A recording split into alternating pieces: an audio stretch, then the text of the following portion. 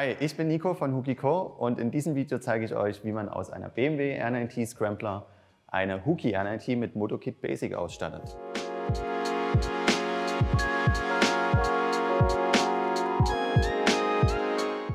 Warum die R9T? Die R9T verbindet einerseits klassisches Fahrerlebnis durch den luftgekühlten Motor und moderne Performance durch ABS und diversen Stabilitätskontrollen und natürlich die Griffheizung.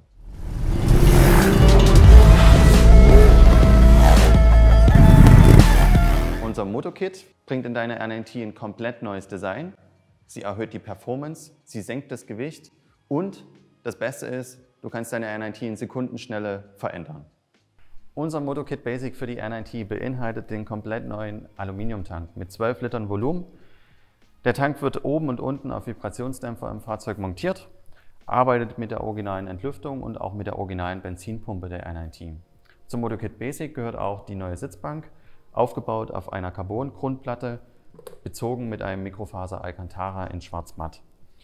Essentiell für den Umbau ist unser neuer Subframe, der einerseits die Halterung für den Tank darstellt, aber auch den komplett neuen Look in die Maschine bringt. Dazu gehört auch das neue E-Tray.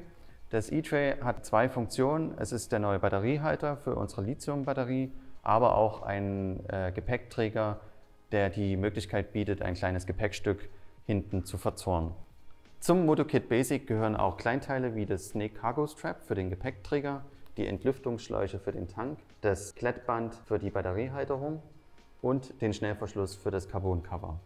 Das Motokit Basic beinhaltet auch ein Luftfilterset von D&E, welches speziell auf die R9T angefertigt worden ist.